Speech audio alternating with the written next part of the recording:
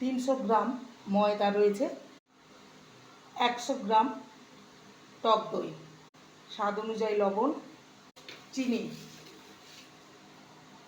1 teaspoon baking powder আর তারই half teaspoon baking soda.